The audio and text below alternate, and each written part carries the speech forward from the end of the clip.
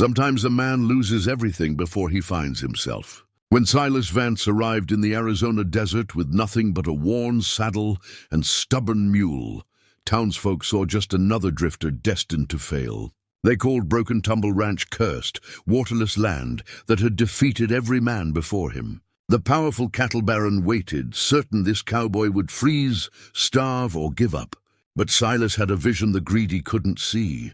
While they mocked him for repairing an old barn, he quietly searched for what they'd abandoned, a forgotten spring that could resurrect it. What he created would leave the town speechless. But what could one man with nothing build that would shock those who counted him out?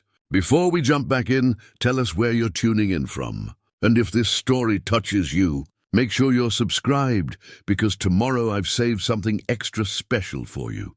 The worn saddle sat across Silas Vance's lap as the Greyhound bus rattled down Highway 60, cutting through the heart of Arizona's copper country. He'd carried that saddle through 3 states and twice as many failures. The leather cracked and faded like an old man's hands. It was all he had left from the life before the drought took his cattle, before the bank took his land, before his wife's illness took the last of his savings and then took her too. Silas was 58 years old. Though his weathered face could have passed for older, his hands were still strong, calloused from decades of ranch work, but there was a slowness to him now, a careful deliberation in every movement. The kind of caution a man learns when he's been knocked down enough times to know that getting back up takes more effort with each passing year. Through the dust-streaked window, the landscape rolled past in shades of rust and ochre. Saguaro cacti stood like silent sentinels against a sky so blue it hurt to look at. This was high desert country, where the air was thin and the sun merciless, where a man could see for miles in every direction and still feel utterly alone. It reminded him of West Texas, where he'd grown up, where his father had taught him that land wasn't something you owned, it was something that owned you, if you let it. The bus pulled into Redemption Valley just after noon, when the heat was at its worst. The town wasn't much to look at, a main street lined with false front buildings that had seen better days, a feed store, a diner with a faded Coca-Cola sign, a gas station that doubled as the Greyhound stop. Population signs varied, but none claimed more than 800 souls, and Silas suspected that was generous. He stepped off the bus with his saddle over one shoulder and a canvas duffel bag in the other hand. Everything he owned in the world. A few people watched from the shade of the diner's awning, their expressions a mix of curiosity and suspicion. Strangers were noticed in towns like this, especially strangers who arrived with nothing but a saddle and the look of a man who'd run out of places to run. The heat hit him like a physical force, dry and intense, baking up from the asphalt and pressing down from above. Silas set his bags down and pulled a crumpled piece of paper from his shirt pocket. The advertisement he'd torn from a Phoenix newspaper 3 weeks ago, yellowed and soft from repeated folding. Ranch property for sale, Redemption Valley. Motivated seller, make offer. There'd been a phone number which he'd called from a payphone outside a truck stop in Albuquerque. The voice that answered had been wary, like someone expecting bad news. Broken Tumble Ranch, the man had said. Been in my family 3 generations, but I'm the last and I got no use for it. Place has been empty 5 years. You want to see it, I'll meet you there. But I'll tell you straight, it's rough. Real rough. Silas had scraped together every dollar he could find. The last of his disability payments from the rodeo injury that had ended his circuit days. The small life insurance policy from Margaret that he'd refused to touch until now. It came to $11,000, a fortune when you had nothing, a pittance when you needed everything. He found the seller's truck parked outside the feed store just like they'd arranged. Vernon Kittredge was in his 70s, thin as a fence post, with skin like tanned leather and eyes that had seen too much sun. He looked Silas up and down, taking in the worn boots, the faded Wranglers, the shirt that had been washed so many times the blue had turned gray. You the fella from the phone? Vernon asked. Silas Vance. They shook hands. Vernon's grip was still firm despite his age. Truck's over here. Ranch is about 8 miles out. I gotta warn you, Mr. Vance, most folks around here think that land is cursed. Previous owners all failed. My great-grandfather built the place in 1887, but even he couldn't make it work long-term. Water situation's always been the problem. I understood from your advertisement that there was some water, Silas said carefully. Vernon shifted his weight, uncomfortable. There was. Spring-fed creek that ran year-round, or so the stories go. But it dried up sometime in the 30s. Been dry ever since. You're looking at hauling water or drilling a well, and the water table's deep out there. Real deep. Cost you more than the land's worth. They drove in silence for a while, Vernon's pickup kicking up a plume of dust on the unpaved county road. The landscape grew more desolate with each passing mile. Mesquite and creosote bush dotted the valley floor, and in the distance, jagged mountains rose like broken teeth against the horizon. Mind if I ask what brings you out here? Vernon finally said. Man with your look, you've worked cattle before. Lost my place in Texas 2 years back, Silas replied. He kept his voice steady, factual. Been drifting since. Looking for a fresh start. Fair enough. But I need to be straight with you. Samuel Thornton owns most of the good land around here. He's what you might call the cattle baron of Redemption Valley. Runs about 5,000 head. He's been after my family's ranch for years, but we always refused to sell to him. Some bad blood there that goes way back. He'll probably try to buy it from you too, once you realize what you're up against. I'm not looking to sell, Silas said. Vernon gave him a sideways glance, something like respect flickering in his eyes. We'll see. Most men change their mind once they've spent a winter out there. The ranch appeared gradually, emerging from the landscape like something from a fever dream. First came the fence line, broken and sagging, barbed wire rusted and tangled. Then a collapsed windmill, its blades twisted and pointing at odd angles. And finally, rising from the desert floor, like a testament to stubborn hope, the barn. It was massive, 2 stories of weathered wood, the kind of structure that had been built to last generations. The walls still stood straight despite decades of neglect, and the roof, though missing shingles in places, maintained its basic integrity. But what struck Silas most were the chains. Heavy iron chains crisscrossed the main doors, padlocked and rusted, as if someone had been trying to keep something in, or keep something out. Vernon parked the truck, and they climbed out. The silence was profound, broken only by the whisper of wind through the sage and the distant cry of a hawk. Main house burned down in 1952, Vernon said, pointing to a foundation of blackened stones. My uncle was living here then. Electrical fire. He rebuilt smaller, but that place fell to termites and weather after he passed. Barn's all that's really left standing. Silas walked slowly toward the structure, his boots crunching on the hard-packed earth. Up close, the barn was even more impressive. The craftsmanship was evident in every joint and beam.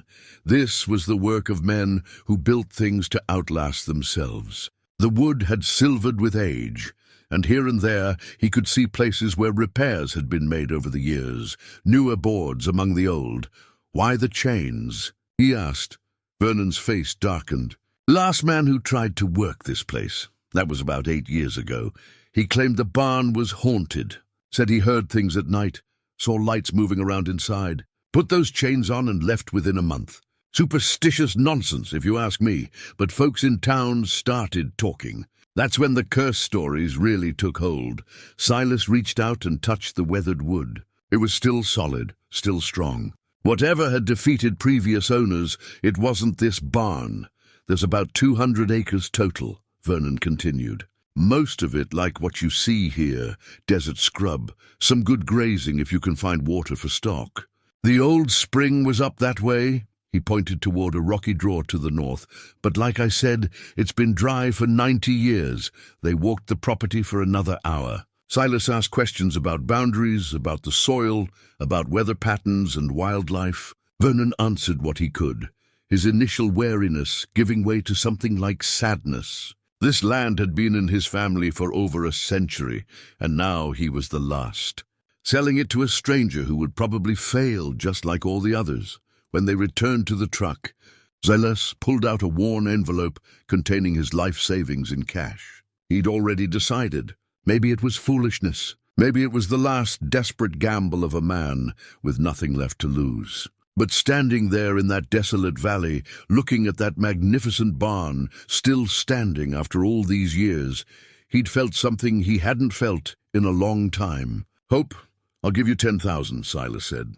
"I need to keep some back for supplies." Vernon stared at the money, then at Silas. "You sure about this?" "It's a hard piece of ground, Mr. Vance. Broke better men than you or me." "I'm sure." They handled the paperwork in Vernon's truck, using the hood as a desk. Vernon had brought all the necessary documents, as if he'd known Silas would buy despite the warnings. The deed was simple, straightforward. 200 acres in Section 14, Township 5 North, Range 8 East. The property lines were described in old surveyor's language, references to rocks and washes that might not even exist anymore. When it was done, Vernon handed over a set of keys to the padlocks on the barn, to an old tool shed Silas hadn't even noticed yet. They shook hands again, and this time Vernon held on a moment longer than necessary. "I hope you make it," he said quietly. "I really do. My great-grandfather loved this land. He always said there was something special about it, something worth fighting for." Maybe you'll find what he saw. After Vernon drove away, trailing dust back toward town, Silas stood alone on his property. His property. The words felt strange, almost unreal. 200 acres of nothing much, a barn that locals thought was haunted, and land that everyone said was cursed. He walked to the barn and examined the chains more closely. The padlocks were old but still functional. It took him 3 tries with different keys before he found the right one. The locks opened with metallic groans, and he unwound the chains slowly, letting them fall to the ground with heavy thuds. The barn doors were on rollers, and despite the years of disuse, they still moved when he put his shoulder against them. They squealed and protested, but they moved. Afternoon light spilled into the interior, illuminating dust motes that danced in the air like tiny spirits. The inside was mostly empty, swept clean by wind that had found its way through gaps in the walls. The second-story loft was accessible by a ladder, the rungs worn smooth by generations of hands. There were old stalls below, places where horses or cattle had once been kept. The smell of hay and animals had long since faded, replaced by the dry scent of old wood and desert air. Silas climbed to the loft and looked out through the high window. From here, he could see the whole valley spread before him, the broken fence lines, the rocky draw where the spring had once run, the distant mountains turning purple in the late afternoon light. Somewhere out there was the town that already doubted him, the cattle baron who was probably already planning to buy this land cheap after Silas failed. But Silas wasn't thinking about failure. He was thinking about water, because Vernon had said the spring dried up in the 30s. And Silas knew enough about geology and groundwater to know that springs didn't just dry up, they got blocked or redirected. Somewhere under this hard desert ground, water was still flowing. It had to be. The land remembered, even if the people had forgotten. As the sun began to set, painting the sky in shades of orange and pink, Silas made his first camp in the barn. He had a bedroll, some canned goods, and a small camp stove. It wasn't much, but it was enough to start. Tomorrow he would go back to town and buy supplies, basics like tools and fencing materials, and something else he'd need, a mule. A good, strong mule who could work as hard as he could, who wouldn't give up when things got difficult. Because Silas understood something that the locals didn't. This wasn't going to be a quick fix. This wasn't going to be a matter of weeks or even months. Bringing dead land back to life took time, took patience, took the kind of stubborn persistence that most people didn't have anymore. But Silas had nothing but time, and stubbornness, and a worn saddle that reminded him of who he used to be before everything fell apart. Maybe here, in this forgotten valley, he could find out who he was supposed to become. The night came on cool and clear, stars emerging in numbers that city folks never saw. Silas lay in his bedroll and listened to the silence, broken only by the occasional call of a coyote in the distance. The barn felt solid around him, protective, like it had been waiting all these years for someone to come back and give it purpose. He thought about Margaret, wondered what she would have thought of this place. She'd always been the practical one, the one who balanced his dreams with reality. But she'd also been the one who believed in him, even when he didn't believe in himself. Before she died, she'd made him promise something. "Don't give up," she'd whispered, her hand weak in his. "Don't let losing me mean you lose yourself too. Find something worth holding on to, Silas. Promise me." He'd promised. And now, lying in this old barn in the middle of nowhere, he felt like maybe he was finally keeping that promise. Tomorrow, the real work would begin. Tomorrow, he would start the long, slow process of proving everyone wrong. But tonight, he allowed himself this small moment of peace. This quiet belief that maybe, just maybe, broken things could be made whole again. The trouble started on his third morning at the ranch. Though Silas didn't recognize it as trouble at first, he'd spent the previous 2 days in town, buying supplies with what remained of his money. A used mule named Stubborn, appropriate enough, who was 15 years old but still had good years left in him. Tools, a post-hole digger, hammer, nails, wire cutters, shovels, enough lumber to patch the worst holes in the barn roof. Canned goods and dry staples that would last him through the month if he was careful. Water barrels, because until he figured out the spring situation, he'd be hauling every drop. The owner of the feed store, a broad-shouldered woman named Ruth with iron-gray hair, had given him a long look when he'd paid in cash. "You're the one who bought the Kittredge place," she'd said. "Not a question." "Yes, ma'am. Samuel Thornton came by yesterday asking about you. Wanted to know what kind of fool would buy cursed land." She'd wrapped his purchases with practiced efficiency. "I told him maybe the kind of fool who doesn't believe in curses." Silas had thanked her and loaded Stubborn with supplies, leading the mule back out to the ranch on foot. It was an 8-mile walk, but he'd needed the time to think, to plan. By the time he'd reached the property, his legs ached and his shirt was soaked with sweat. But he'd had a clearer picture of what needed to happen first. Now, on the third morning, he was replacing fence posts along the southern boundary when he heard the sound of vehicles approaching. 3 trucks, kicking up dust on the county road, moving fast. They turned onto his property without hesitation, following the old track that led to the barn. Silas straightened, wiping sweat from his forehead. Stubborn, who'd been grazing nearby, raised his head and flicked his ears forward, alert. The truck stopped in a loose semicircle about 30 yards away. 6 men climbed out, all wearing the uniform of working ranch hands. Stetsons, worn jeans, boots caked with dried mud. But it was the 7th man who commanded attention. He emerged from the lead truck slowly, taking his time, making sure everyone noticed. Samuel Thornton was somewhere in his mid-60s, tall and thick through the shoulders, with silver hair and a face that had been handsome once, but had hardened into something severe. He wore a cream-colored hat that probably cost more than all of Silas's tools combined, and his boots had the kind of shine that came from someone else doing the polishing. "You must be Vance," Thornton said, his voice carrying easily across the distance. He didn't move any closer, didn't offer to shake hands. "I'm Samuel Thornton. I own the Thornton Cattle Company, pretty much everything that matters in this valley, Mr. Thornton." Silas kept his voice neutral, his hands loose at his sides. "I heard you bought this place from Vernon. Surprised he didn't tell you I'd made him 3 offers over the years. Good offers. More than this land is worth, truth be told." Thornton's eyes swept over the property with obvious disdain. "But the Kittredges always were stubborn. Guess stupidity runs in families." One of the ranch hands snickered. Silas said nothing. "Anyway, I figured I'd come out here and save you some trouble," Thornton continued. "This land is worthless. No water, no hope of water. You'll spend a year trying to make something of it, waste whatever money you have left, and then you'll be ready to sell. So I'm making you an offer right now, $12,000. That's more than you paid for it, enough to move on with a little profit in your pocket." "Not interested," Silas said. Thornton's expression didn't change, but something cold flickered in his eyes. "You might want to think about that. This is hard country. A man alone at your age, trying to work land that's defeated better men.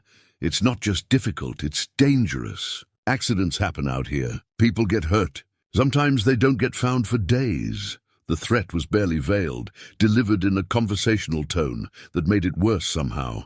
The ranch hands had spread out slightly, casual but deliberate, and Silas recognized the tactic. This was meant to intimidate, to make him feel outnumbered and vulnerable. "I appreciate the offer," Silas said carefully. "But like I said, I'm not interested in selling." "Then you're a fool." Thornton turned to spit, a gesture of contempt. "Vernon probably didn't tell you the real story of this place. That spring didn't just dry up, it was poisoned. My grandfather was working this land back in the 20s when they found a dead steer in the creek. Then another. Then the spring went bad, turned sulfurous, made animals sick. That's why no one can work this land. The water table is poisoned, has been for 100 years. Silas felt something shift inside him, a cold certainty settling in his gut. Thornton was lying. Maybe not about all of it, but about the important parts. The desperation behind the man's eyes told him that much. If the land was truly worthless, Thornton wouldn't be here. He wouldn't have made multiple offers to Vernon over the years. "Then I guess I'll have to figure something else out," Silas said. The silence that followed was heavy with tension. Thornton's jaw tightened, his hands curling into fists at his sides. For a moment, Silas thought the man might actually swing at him, might order his men to do worse. But Thornton was too smart for that, too careful about his reputation in the valley. "You've got 1 month," Thornton said finally, his voice low and hard. 1 month to come to your senses. After that, my offer drops to 8,000. Month after that, 6. You understand what I'm saying? The longer you wait, the less you get. And eventually, he smiled, but it didn't reach his eyes. Eventually, you'll be begging me to take this cursed ground off your hands for nothing. He turned and walked back to his truck, moving with the confidence of a man who'd never been told no in his life. His men followed, climbing into their vehicles. The trucks turned in a wide arc, churning up dust and rocks, deliberately driving over a section of fence that Silas had just repaired that morning. The posts snapped, wire tangling in the wheel wells. One of the ranch hands laughed, loud and mocking, as they roared back toward the county road. Silas stood motionless until the dust settled and the sound of engines faded into the distance. Then he walked slowly to where they'd destroyed his fence. The posts he'd spent 2 hours setting were splintered and broken. The wire he'd carefully strung was now a twisted mess. Stubborn walked over and nuzzled his shoulder, a gesture of simple companionship that Silas found oddly comforting. "Well, old friend," he said quietly, rubbing the mule's neck. "I guess we know where we stand now." He looked toward the rocky draw where Vernon had said the spring once ran. Thornton had mentioned poison, had spun a story about dead cattle and sulphurous water. But Silas had worked cattle for 40 years, had dealt with bad water before. Sulphur springs didn't poison a water table.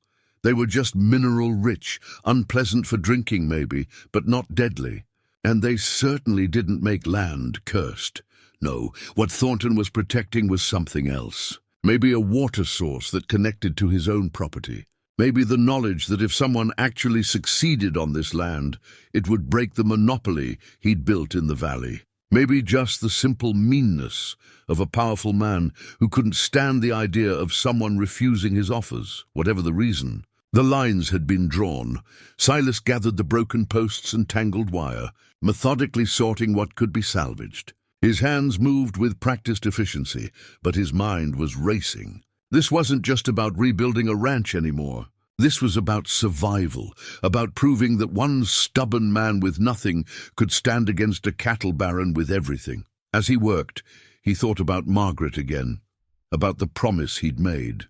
She would have told him to be careful, to think things through, but she also would have understood why he couldn't walk away. Some battles you chose, others chose you. The sun climbed higher, the heat pressing down like a physical weight. Silas's shirt was soaked through, his hat brim dark with sweat. But he kept working, replacing the broken posts one by one, his movements deliberate and unhurried. He'd learned long ago that rushing never helped. Good work took time, took patience, took the willingness to start over when things went wrong. By late afternoon, the fence was repaired again, stronger this time, the posts set deeper. Silas stood back and surveyed his work, then looked toward the rocky draw. Tomorrow he would start his real search. Tomorrow he would begin looking for what everyone said was lost forever. The water was out there. He could feel it in his bones, the same way he could feel a coming storm or the presence of cattle in the dark. The land held secrets, and secrets could be uncovered if you were patient enough, if you paid attention, if you refused to believe what everyone else took for granted. As twilight settled over the valley, turning the sky purple and gold, Silas made his way back to the barn. Stubborn followed, their shadows stretching long across the desert floor. Tomorrow the real work would begin. Tomorrow he would start proving Samuel Thornton wrong, but tonight he allowed himself to feel the weight of what had happened. The threat had been clear, the danger real. He was alone out here, miles from help, facing a man with resources and power, and men willing to do his bidding. It should have been frightening. It should have made him reconsider. Instead, it made him more determined than he'd been in years. Because if there was one thing Silas Vance understood, it was how to be stubborn. How to hold on when letting go seemed easier. How to keep working when every rational voice said to quit. He'd lost everything once before. What did he have left to lose now? The search for water became Silas's obsession, but not the reckless kind that burns a man out. Rather, it was the methodical, patient obsession of someone who understood that answers revealed themselves slowly to those willing to wait. He started by walking every inch of the property, learning its contours and secrets. The land told stories if you knew how to read them.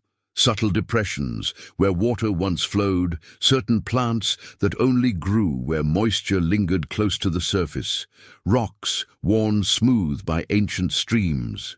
Stubborn accompanied him on these daily explorations. The mule's steady presence a comfort in the vast silence. On the fourth day, Silas discovered the old surveyor's marker near the northern boundary, a stone cairn with a brass plate so weathered the inscription was barely visible. He crouched beside it, tracing the letters with his finger. Spring Head, 1887, Kittredge. 50 yards beyond, he found the rocky draw Vernon had mentioned. Now dry and choked with brush, he spent 3 days clearing the draw by hand, cutting away mesquite and creosote that had taken root over the decades. The work was brutal in the heat, thorns tearing at his clothes and skin, but he worked sunrise to sunset, stopping only to rest in the shade and drink from his water barrel. Each night he returned to the barn exhausted, muscles aching, but satisfied with the progress. By the end of the first week, he'd cleared enough to see the draw's original path, a natural channel that wound through the rocks, smooth stones at the bottom showing where water had once flowed year-round. He followed it upslope, toward the rocky outcrop where the spring should have emerged. What he found made him stop and sit down heavily on a boulder. Someone had deliberately collapsed the spring opening. Not recently. The rockfall was old, probably dating back to the 1930s like Vernon had said. But this wasn't natural. Someone had used dynamite or heavy tools to bring down the rock face, burying whatever opening had fed the spring. The evidence was clear in the way the rocks had fallen, in the unnatural scatter of the debris. Silas sat there for a long time thinking. Who would destroy a spring and why? The answer came to him slowly. Water rights. In the desert, water was power, and whoever controlled the water controlled everything else. If the spring fed into a larger aquifer, if it connected to other properties downstream, then shutting it off would concentrate the water elsewhere, would make other ranches more valuable while this one withered. He thought about Thornton's grandfather working this land in the 20s, about the dead cattle story. Maybe that had been true, or maybe it had been a convenient excuse to justify what came next, the destruction of the spring, the spread of rumors about cursed ground and poisoned water. That evening, Silas walked into town with a list of additional supplies he needed: dynamite for clearing rock, more tools, rope, timber for shoring. Ruth at the feed store raised an eyebrow when she read his list. "You planning to do some blasting?" she asked. "Some rock clearing," Silas replied carefully. She studied him for a moment, then lowered her voice. "Samuel Thornton came by again yesterday. Asked me to let him know if you bought anything unusual." I told him what I tell everyone who asks me to spy, that my customers' business is their own. I appreciate that, Mom. Ruth, just Ruth. She started pulling items from the shelves. My husband and I ran a small cattle operation 20 years ago, before Thornton bought out or drove out most of the other ranchers in the valley. We held on as long as we could, but she shrugged. Sometimes you can't fight money and influence. Sold our herd, kept the feed store. It's a living. He's that powerful. Around here he is. Owns the bank, sits on the county board, has 3 of his men working as sheriff's deputies. Not saying they're corrupt exactly, but let's just say Thornton's concerns get priority attention. She rang up his purchases. Whatever you're planning out there, be careful. And if you need anything at all, you come find me. The unexpected offer of alliance warmed something in Silas's chest. Thank you, Ruth. That means more than you know. We all get tired of bullies eventually, she said, even if we don't know how to stop them. Silas loaded his supplies and made the long walk back to the ranch. The sun was setting by the time he reached the barn, painting the desert in shades of amber and rust. He'd just started unloading when he heard a vehicle approaching, but this time just one and moving slowly. A battered pickup truck pulled up near the barn, and an old man climbed out. He was Mexican, probably in his 80s, with deeply weathered brown skin and white hair beneath a straw hat. He moved with the stiffness of age, but with an upright dignity that spoke of a lifetime of hard work met with grace. "Senor Vance," the old man said, his English accented but clear. "I am Mateo Reyes. I worked for Vernon's father many years ago when the ranch was still running." Silas walked over and shook his hand. "Good to meet you, sir. What brings you out here?" "I heard in town that you are trying to restore this place." I wanted to meet the man who would take on such a task. Mateo's dark eyes were sharp despite his age, taking in the repaired fence, the cleared brush, the evidence of purposeful work. "You are serious about this?" "I am. Then perhaps I can help you.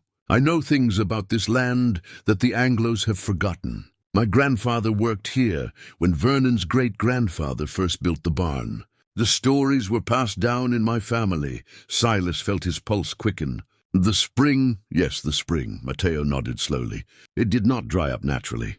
There was a fight over water rights between Old Man Kittredge and Thornton's grandfather. The Thorntons wanted to build a dam upstream that would have diverted the water. Kittredge fought them in court and won. A month later, the spring was destroyed. Everyone knew who had done it, but no one could prove it. The Thorntons were too powerful even then. The pieces were falling into place, the old injustice becoming clear. Do you know where the water went? Underground. The spring was connected to a larger system of aquifers that runs through these mountains. When they collapsed the opening, the water found other paths, other ways to the surface. But it is still there beneath the rocks, still flowing." Mateo pulled a folded piece of paper from his pocket. "My grandfather drew a map, showed where the channels ran according to the old stories and what he had observed. I have kept it all these years, thinking perhaps one day the spring could be restored." He handed the yellowed paper to Silas, who unfolded it carefully. The map was hand-drawn but detailed, showing the property boundaries, the location of the collapsed spring, and, most importantly, suggested alternate paths the water might have taken underground. There were marks and notations in Spanish, measurements and observations. "This is—" Silas's voice caught. "I don't know how to thank you. You thank me by succeeding," Mateo said simply. "By showing that one good man with honest purpose can stand against those who believe power makes them immune to justice. My family has watched the Thorntons grow fat on land they bullied away from decent people. It would be good to see them humbled, even a little." They talked for another hour as the stars emerged overhead. Mateo shared stories of the ranch in its prime, when cattle had grazed fat on the good grass that the spring water had nourished. He described the network of irrigation channels Kittredge had built, the way the water had been carefully managed to support a thriving operation. All of it lost when the spring was destroyed, all of it forgotten by everyone except those who had seen it with their own eyes. Before he left, Mateo gripped Silas's shoulder with surprising strength. You have the look of a man who does not quit easily. This is good.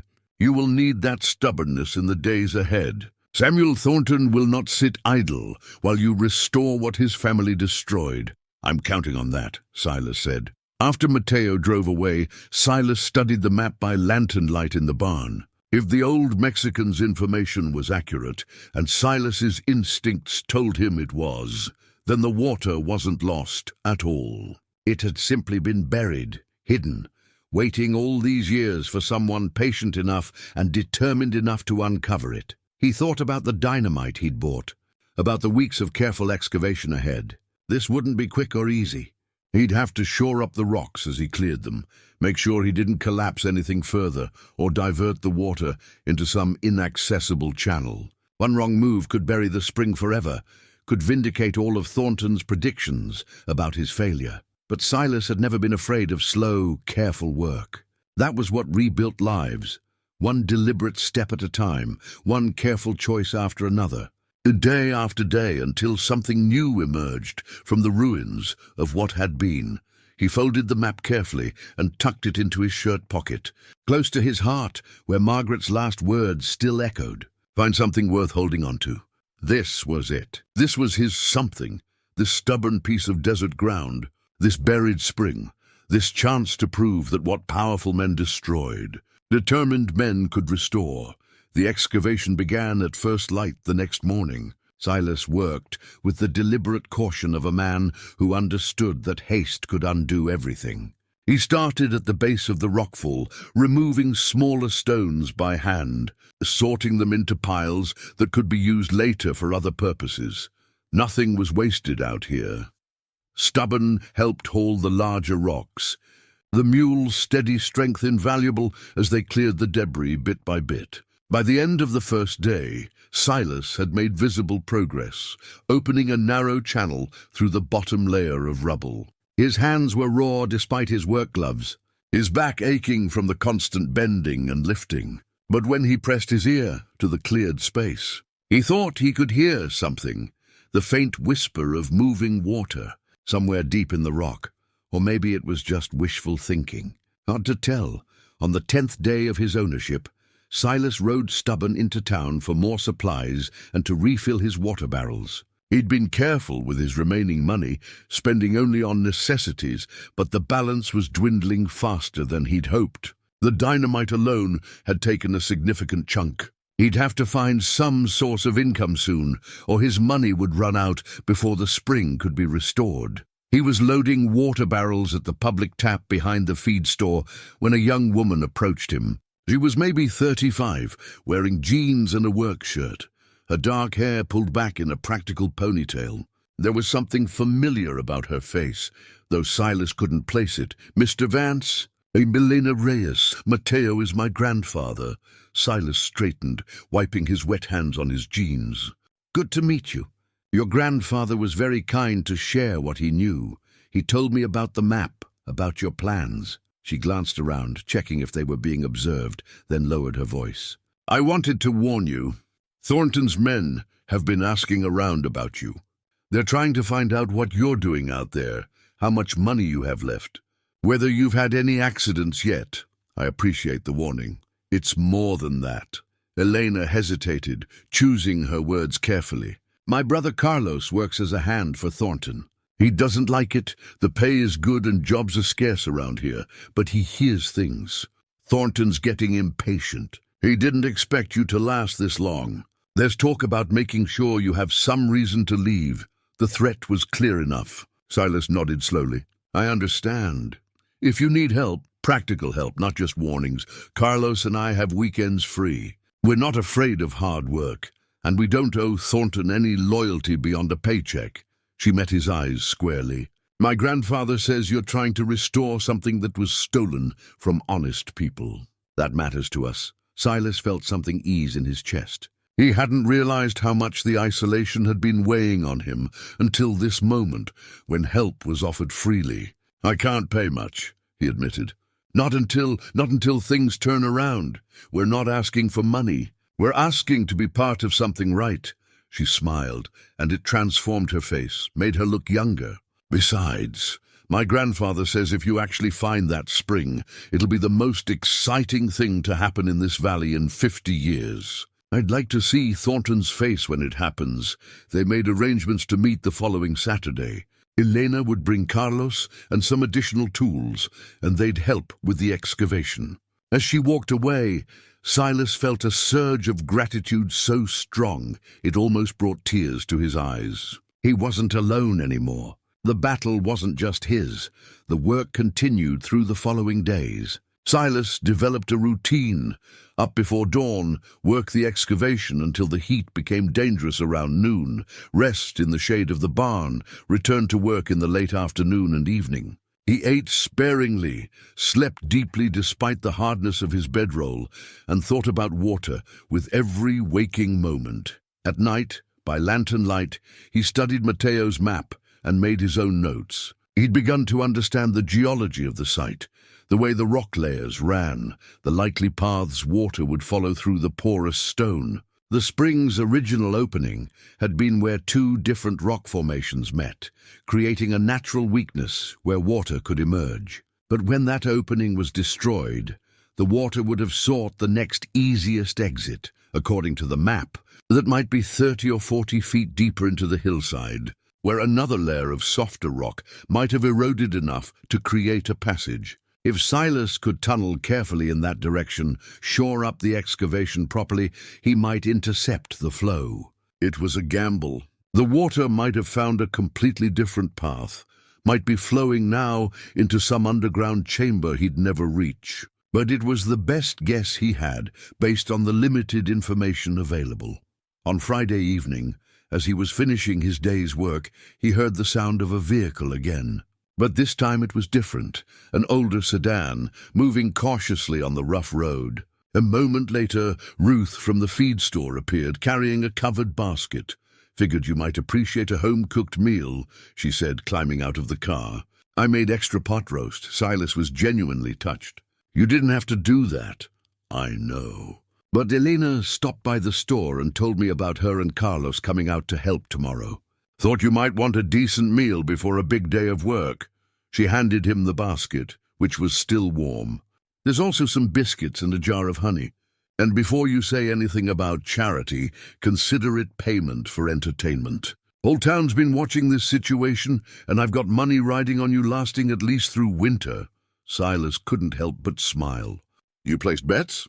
"Oh, honey, everyone's placed bets. Thornton's so confident you'll fail that he's giving 2-to-1 odds. I put $20 on you being stubborn enough to make it to Christmas. If you do, I'll win $40 and the satisfaction of watching Samuel Thornton pay up. I'll do my best not to let you down." Ruth's expression turned serious. "I mean it, though. Be careful. Thornton's pride is involved now. He made such a show of predicting your failure that if you actually succeed, it'll make him look foolish in front of the whole valley. Men like him don't handle humiliation well." After she left, Silas sat on the barn's front step and ate the pot roast straight from the container, not bothering with plates or formality. It was delicious, tender beef, carrots and potatoes cooked to perfection, seasoned with care. The taste of a meal made by someone who gave a damn about the person eating it. He couldn't remember the last time he'd had something this good. As he ate, he watched the sun set over his property, his 200 acres of supposedly cursed ground. The light caught the tops of the distant mountains, turning them gold and purple. A hawk circled lazily overhead, riding the thermal currents. Stubborn grazed contentedly near the barn, tail swishing at flies. It was peaceful. More than that, it felt right, like he'd finally found the place where he was supposed to be. Later that night, unable to sleep despite his exhaustion, Silas climbed to the barn's loft and looked out at the stars. They were brilliant here, away from city lights, scattered across the sky in impossible numbers. He thought about Margaret, about whether she could see him now, about whether she knew he was keeping his promise. "I found something worth holding on to," he whispered to the darkness. "I found it, and I'm not letting go." The night wind whispered through the barn boards, and somewhere in the distance a coyote called. Silas stayed there for a while longer, feeling the cool air on his face, listening to the sounds of the desert night. Tomorrow would bring help, would bring progress. But tonight was for reflection, for acknowledging how far he'd come and how far he still had to go. He'd been here less than 2 weeks, but already the ranch felt different, less abandoned, less defeated. The barn stood proud with its repaired roof. The fences, though still rough, no longer sagged. The cleared draw showed evidence of purpose and planning. Small victories maybe, but they added up, and somewhere beneath the rocks water was still flowing. He believed that now, with a certainty that went beyond logic or evidence, the land remembered, even if the people had forgotten. And Silas Vance, stubborn old cowboy with nothing left to lose, was going to help it remember properly. He climbed down from the loft, rolled out his bedroll and slept the deep, dreamless sleep of a man whose body was exhausted, but whose spirit was, for the first time in years, truly alive. Saturday dawned clear and hot, the kind of desert morning where you could already feel the day's heat gathering strength. Elena and Carlos arrived just after sunrise in an old pickup truck loaded with tools, water jugs, and what Elena called proper lunch, homemade tamales and fresh tortillas that made Silas's eyes water with gratitude. Carlos was younger than his sister, maybe 28, with broad shoulders and the quiet competence of someone who'd worked hard, physical labor all his life. He shook Silas's hand firmly and looked him straight in the eye. "Elena told me what you're trying to do. It's about time someone stood up to Thornton." "I'm not trying to stand up to anyone," Silas said honestly. "I'm just trying to make this land work." "Same thing out here," Carlos replied with a slight smile. They spent the morning working together on the excavation, and Silas was impressed by how efficiently the siblings moved, how they seemed to anticipate each other's actions without needing to speak. Carlos had brought rope and a simple pulley system that made moving the larger rocks much easier, and Elena had an engineer's eye for structural stability, pointing out places where they needed to add shoring before going deeper. By midday, they'd made more progress than Silas had managed in the previous 3 days combined. The tunnel into the collapsed spring was now deep enough that a man could crawl inside, though Silas insisted on being the one to do the most dangerous work. If something collapsed, he wasn't going to have someone else's injury or death on his conscience. They broke for lunch in the shade of the barn, passing around water and the food Elena had brought. The tamales were perfect, the masa light and flavorful, the pork inside seasoned with chili and spices that reminded Silas of his time working ranches along the border when he was young. "My grandmother's recipe," Elena said when he complimented them. "She taught me to cook when I was 7. Said a woman who could feed people well would never be without friends or purpose." "Smart woman," Silas said. "She was, still is, though she's slowing down now." Elena looked toward the excavation, her expression thoughtful. "When my grandfather told me about this place, about the spring and what Thornton's family did, I thought it was just another old story. But seeing you out here, actually trying to restore it, it makes it real. Makes it matter." Carlos nodded, chewing slowly. "Most people in town, they accept how things are. Thornton owns most of the good land, controls most of the jobs, has most of the power. That's just how it's always been, so that's how it'll always be. But maybe it doesn't have to be that way. Change comes slow," Silas said. "Especially out here. But it comes," Elena added, "if someone's willing to start it." They returned to work in the afternoon, and around 3 o'clock something shifted. Silas was inside the tunnel, carefully removing rocks from what he hoped was the final barrier, when he felt it, a distinct coolness in the air, a moisture that hadn't been there before. He pressed his hand against the rock face and felt wetness. Cold and real. "I've got something," he called out, his voice echoing in the confined space. Elena and Carlos helped him widen the opening carefully, stabilizing the walls as they went. The moisture increased with each rock they removed, until finally, Silas cleared away a flat stone and heard the sound he'd been dreaming of for 2 weeks. The gentle trickle of running water. The spring hadn't been destroyed.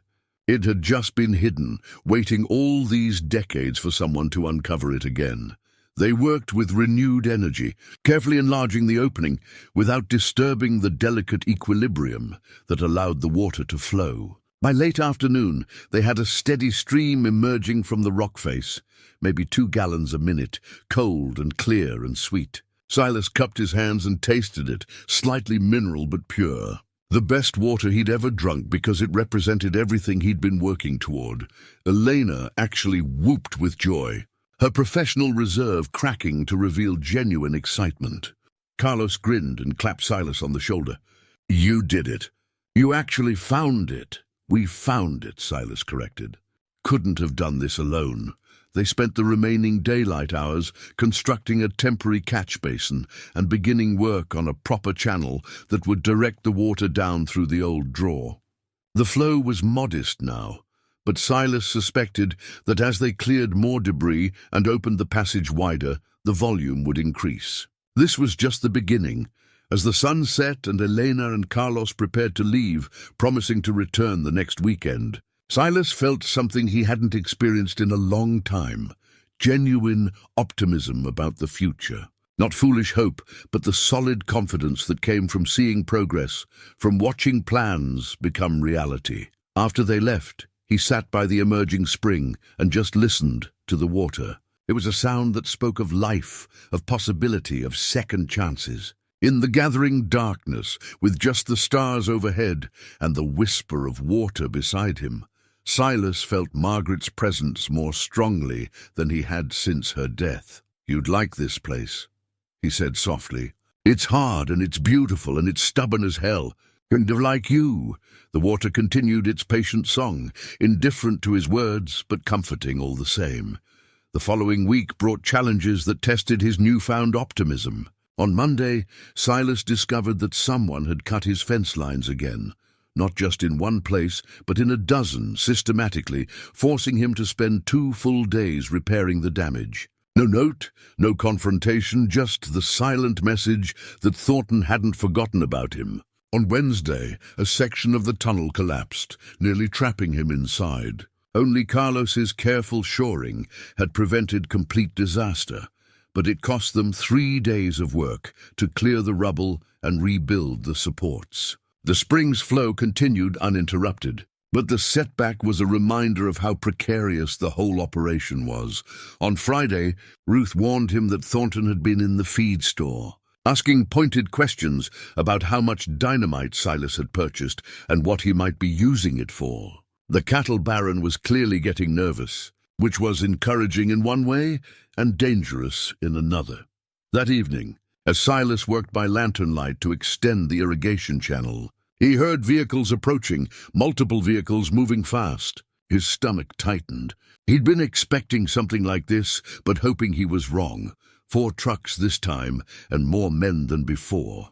Samuel Thornton climbed out of the lead vehicle, his face dark with anger, even in the dim light. Behind him, his ranch hands fanned out in a loose line, several of them carrying rifles, making no attempt to hide the weapons. "I heard you've been doing some excavation," Thornton said, his voice tight with barely controlled rage. "Blasting rock-digging tunnels. That's dangerous work. Someone could get hurt." Silas stood slowly, setting down his shovel. He was acutely aware that he was alone, that help was 8 miles away, that these men could do anything they wanted, and there'd be no witnesses to contradict their version of events. "Just clearing some old debris," he said evenly. "Is that so?" Thornton moved closer, and Silas could smell whiskey on his breath. The man was drunk or close to it, and that made the situation worse. Drunk men with power made poor decisions. "Because I heard something interesting. I heard you found water. I heard you're reopening the old spring." "That's my business." "Wrong." Thornton's hand shot out and grabbed Silas's shirt, pulling him close. "That's my business. That water feeds into the aquifer that runs under my land. You mess with the spring, you mess with my water rights. And I don't take kindly to that." One of the ranch hands raised his rifle, not quite pointing it at Silas, but making the threat clear. The other men moved closer, forming a circle. Silas's heart pounded, but he kept his voice calm, his movements slow and non-threatening. "The spring was here 80 years before you were born," he said quietly. I'm just restoring what someone destroyed. That's not theft. That's justice. Thornton's face twisted with fury, and for a moment Silas thought the man would actually hit him. But then headlights appeared on the county road, a vehicle approaching. Thornton released him with a shove, stepping back. "This isn't over," he hissed. "You're playing a dangerous game, old man. And you're going to lose." The approaching vehicle turned onto the property, Ruth's sedan, moving faster than Silas would have thought the old car could manage. She pulled up near the group and climbed out, her camera phone already raised and recording.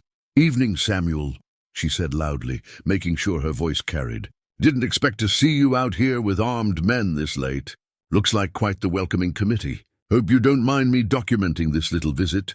The threat was clear. Whatever happened now would be recorded, would have a witness. Thornton's jaw tightened, but he knew when to retreat. He jerked his head toward his men, and they began moving back to their trucks. "We're done here for now," Thornton said. Then directly to Silas, "But you remember what I said. You're going to lose." The trucks roared away, leaving dust and tension in their wake. Ruth lowered her phone and let out a long breath. "Elena called me, said she had a feeling there might be trouble tonight," she explained. "Glad I trusted her instincts." Silas's hands were shaking slightly, the adrenaline catching up with him now that the danger had passed. "Thank you. I don't know what would have happened if you hadn't shown up." "Nothing good," Ruth said grimly. "Thornton's scared. That makes him more dangerous, but it also means you're winning. Men like him only get that angry when they're losing control." As Ruth drove away, Silas stood in the darkness and looked toward where the spring flowed, its soft music continuing undisturbed despite the human drama around it. The battle lines had been drawn more clearly than ever. Thornton wasn't going to sit back and watch him succeed. The real fight was just beginning. The confrontation changed things. Word spread through Redemption Valley faster than wildfire in dry grass, and the town's attitude towards Silas shifted in subtle but meaningful ways. When he came in for supplies, people nodded to him, who'd previously looked away. A few even stopped to talk, asking carefully neutral questions about his progress, offering vague words of encouragement. Thornton's overreach had backfired. The display of armed men, threatening a single older man on his own property, didn't sit well with folks, even those who worked for the cattle baron or owed him favors. There was a line invisible but understood, and Thornton had crossed it, but the real change came from an unexpected source. 3 days after the confrontation, Silas was working on extending the irrigation channel when an old ranch truck pulled up, not one of Thornton's vehicles, but a private rig that had seen better days. 2 men climbed out, both in their 60s, wearing the weather-beaten look of lifetime ranchers. "Heard you could use some help with your water system," the taller one said without preamble. "I'm Jack Whitmore, ran cattle here 20 years back before Thornton bought me out. This is Pete Chen. He had a place over east until the drought of '06 forced him to sell." Silas wiped his hands on his jeans, uncertain. "I appreciate the offer, but I can't pay." "Didn't ask for payment," Jack interrupted. "Asked if you could use help. Pete and I have been watching Thornton squeeze this valley for too long. Figure if you're fool enough to stand up to him, least we can do is make sure you're not doing it alone." Pete nodded agreement. "Besides, word is you found the old Kittredge spring. I'd like to see that with my own eyes. My grandfather used to talk about that spring, said it was the purest water in the county before Thornton's people destroyed it. They worked together through the afternoon, the 2 older ranchers bringing experience and knowledge that Silas lacked. Jack had run irrigation systems before and knew how to calculate flow rates and distribution. Pete had a talent for reading the land, for seeing where water would want to go naturally and how to work with those inclinations rather than against them. By evening, they'd laid out a proper plan for the irrigation network, not just a single channel, but a branching system that could eventually cover 20 acres of the flatland below the spring. It was ambitious, maybe too ambitious, but seeing it mapped out made it feel possible. "You planning to run cattle?" Jack asked as they stood looking at their work. "No," Silas said. He'd been thinking about this for days, turning the idea over in his mind. "Orchard and vegetables. Maybe some berries." This water is too precious for cattle. You need acres of grazing land per head. But fruit trees, properly irrigated, you could fit 100 on 10 acres. Vegetables even more. Pete let out a low whistle. That's different thinking. Ambitious. It's also smart, Jack added. Thornton's got the cattle market cornered, but produce, that's something else. You could sell direct in town, maybe even Phoenix if the harvest was good enough. Long way off from harvest, Silas cautioned, but he couldn't help smiling. Having others believe in the vision made it more real. Before they left, Jack turned serious. You need to understand something. What Thornton did the other night, showing up with armed men, that was just a warning shot. He's going to escalate. Men like him always do when they feel threatened. I'm ready for that. No offense, friend, but I don't think you are. Not fully. Jack glanced at Pete, who nodded. Thornton's got the sheriff in his pocket. If something happens to you, if there's an accident or your barn catches fire or you just disappear one night, the investigation will be half-hearted at best. You need insurance, evidence, witnesses, something that makes you too dangerous to eliminate quietly. The words sent a chill through Silas despite the lingering heat of the day. He'd been focused on the work, on the immediate challenges of water and land and growing things. But Jack was right. Thornton played a longer, more ruthless game. What do you suggest? Document everything. Photos, written records, dates and times. Ruth's already doing some of that with her phone, but you need more. You need a paper trail that shows what you're doing here is legal and beneficial, and you need copies held by people Thornton can't intimidate. Jack pulled out a business card. My daughter's a lawyer in Phoenix. Not much she can do about local corruption, but she can file papers, create a legal record. Make it costly for Thornton to move against you directly. Silas took the card. I appreciate this. All of it. Don't thank us yet, Pete said with a wry smile.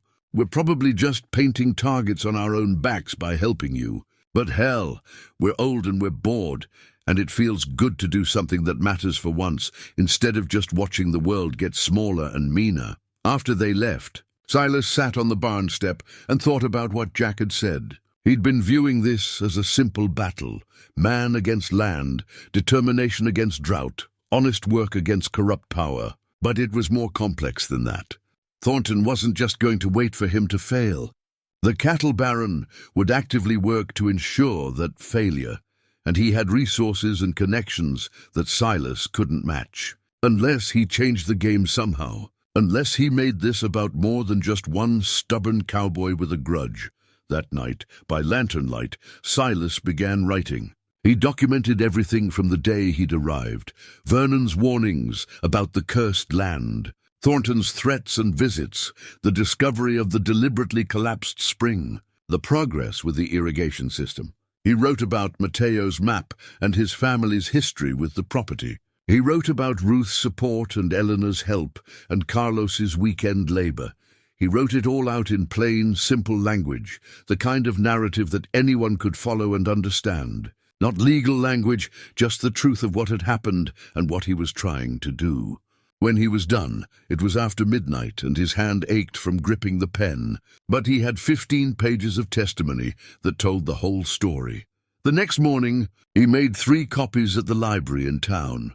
The young librarian didn't ask questions, just helped him use the copier and charged him 50 cents. He mailed 1 copy to Jack's daughter in Phoenix with a note asking her to keep it safe. He gave 1 copy to Ruth at the feed store, asking her to lock it in her safe. The 3rd he wrapped in oilcloth and buried in a metal box beneath the barn's foundation, marked by a stone that only he would recognize.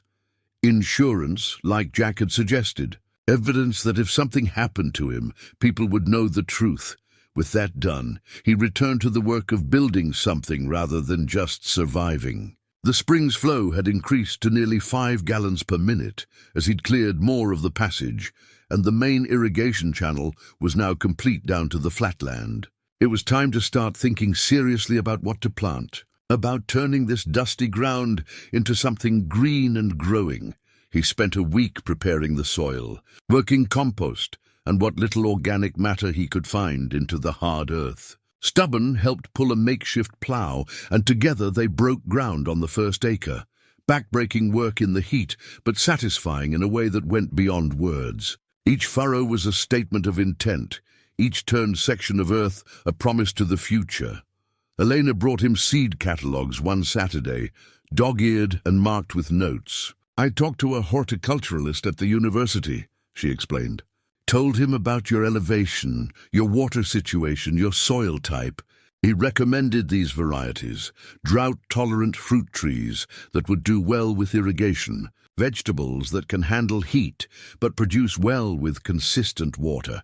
They spent hours going through the catalogues, discussing options and making plans. Apple trees, apricots, plums, tomatoes, squash beans, maybe some berry bushes along the edges. Each plant was chosen not just for what it could produce, but for how it would contribute to the whole system. Some to provide shade, others to fix nitrogen in the soil. Everything working together. "You're not just building a farm," Elena observed. "You're building an ecosystem." "That's what this land used to be," Silas said, "before people came along and broke it. I'm just helping it remember." Carlos arrived with the first trees 2 weeks later, young saplings carefully transported from a nursery in Phoenix. They were a gift, purchased with money from the small network of supporters that had grown around Silas's efforts. People he'd never met were contributing to his supplies, his seeds, his success. It was humbling and energizing in equal measure. They planted the first trees on a clear morning in early October, when the brutal summer heat had finally broken and the desert air carried a hint of cooler weather to come. Silas dug each hole personally, made sure each tree was properly positioned, and watered them with spring water that had been hidden for 90 years. As he tamped down the soil around the first apple tree, a variety called Desert Gold that could handle the heat and produce sweet fruit, he felt Margaret's presence again, felt her approval in the rightness of the moment. "This is what you meant," he said softly, "about finding something worth holding on to." The tree was small now, barely 4 feet tall, its branches thin and hopeful. But give it time, give it water and care and patience, and it would grow strong, would produce fruit that fed people, created shade, put beauty back into this hard land. That evening, as Silas walked his property in the cooling air, he could see the shape of what he was building. The barn standing proud with its repaired roof and open doors. The spring flowing steady and clear. The irrigation channels branching across the land like veins carrying life. The first acre of planted trees, each one staked and protected, each one representing hope and possibility. It wasn't much yet, just the beginning, but it was enough to prove that transformation was possible, that what had been broken could be restored, that one determined man with nothing could create something from dust and water and stubborn faith.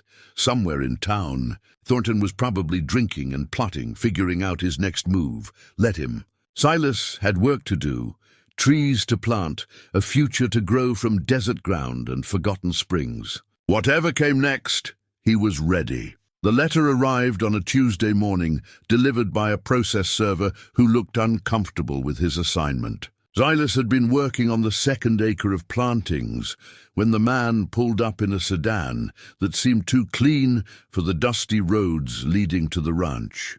"Silas Vance?" the server asked, already knowing the answer. "That's me. You've been served." He handed over an envelope, thick with legal documents, and practically ran back to his car. Silas opened the envelope with dirt-stained fingers, his stomach sinking as he read the first page. Legal jargon, but the meaning was clear enough. Samuel Thornton was suing him for water rights violations, claiming that the restoration of the spring was diverting water from the aquifer that fed Thornton's wells. The lawsuit sought an immediate injunction to shut down the spring, plus damages totaling $50,000. It was absurd. The spring had existed for a century before Thornton's grandfather had destroyed it. But absurd didn't matter in court, especially when one party had money for expensive lawyers and the other was a broke cowboy running on borrowed time. Silas drove into town and called Jack's daughter, the Phoenix lawyer. She listened to his summary of the situation, asked a few pointed questions, then delivered her assessment. "He's using the courts as a weapon," she explained. "Even if his case has no merit, and it doesn't, He can tie you up in legal proceedings for months. Court fees, depositions, expert witnesses, all of it costs money you don't have. He's betting that you'll run out of resources and be forced to settle, which means shutting down the spring and probably selling him the land for pennies. Can we fight it? We can, but I need to be honest with you, Mr. Vance. I'm a family law attorney, not a water rights specialist. You need someone who knows Arizona water law inside and out, and those lawyers don't come cheap. We're talking $10,000 just for a retainer, maybe $50,000 total if it goes to trial. Money he didn't have. Money he'd never have, not in time to matter. How long do I have before the injunction hearing? 2 weeks. Judge will rule on whether to shut down your spring while the case is pending. If he grants the injunction, and given Thornton's connections to the local court, there's a good chance he will. You'll have to stop all irrigation immediately. After hanging up, Silas sat in Ruth's office at the feed store, staring at the legal papers. 2 weeks. All his work, all his hopes could be shut down in 2 weeks by a judge who probably played golf with Samuel Thornton. There has to be something we can do, Ruth said, reading over his shoulder. Like what? I don't have money for lawyers. I don't have political connections. All I have is the truth. And the truth doesn't matter much in court when the other side can afford to bury you in paperwork. Ruth was quiet for a moment, then said, "What about public opinion? Thornton's been careful to maintain his reputation in this valley. What if we made this public, made it about more than just a legal case? How? Media. Phoenix has news stations that love a good David and Goliath story. Powerful cattle baron tries to crush old Cowboy, who's just trying to restore stolen water. That's gold for local human interest. It was a long shot, but it was something. They spent the afternoon making calls, and by evening they'd gotten interest from a reporter at a Phoenix television station. She agreed to come out the next day and see the property, hear the story, maybe do a segment if it was compelling enough. The reporter, a sharp-eyed woman named Diana Cortez, arrived Wednesday afternoon with a cameraman. Silas walked them through everything.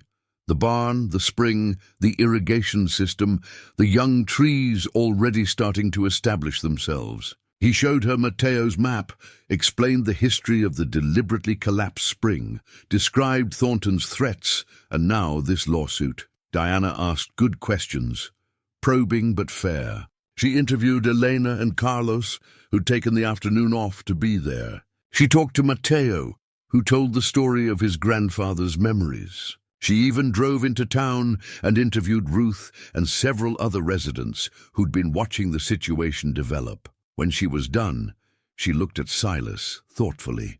This is a good story. Strong visuals, clear villain, underdog fighting against the odds. But I need to warn you, going public might make Thornton angrier. He's used to controlling the narrative around here. Right now, he's about to shut me down legally, Silas replied. Angry is better than destroyed. The segment aired Friday evening during the local news. Silas watched it on a small television Ruth had loaned him, Elena and Carlos sitting beside him in the barn. The reporter had done a good job, showing the spring, the new orchard, contrasting Silas's modest operation with footage of Thornton's sprawling cattle ranch. She'd interviewed a water rights expert who explained that Silas wasn't stealing water. He was restoring a natural spring that predated all modern claims. The piece ended with Diana saying directly to the camera, "The question facing Redemption Valley isn't about water rights or property disputes. It's about whether one powerful man can use the courts to crush someone who dared to make something from nothing. The judge will decide the legal issues, but perhaps public opinion should have a say too." The response was immediate. By Saturday morning, the news station's website had hundreds of comments, mostly supporting Silas. Ruth reported that the feed store phone had been ringing constantly with people from across the state offering support, some even offering small donations to help with legal fees. But the real surprise came Sunday afternoon. A convoy of vehicles arrived at the ranch, not trucks full of Thornton's men, but cars and SUVs carrying people Silas had never met. Families from Phoenix who'd seen the news story.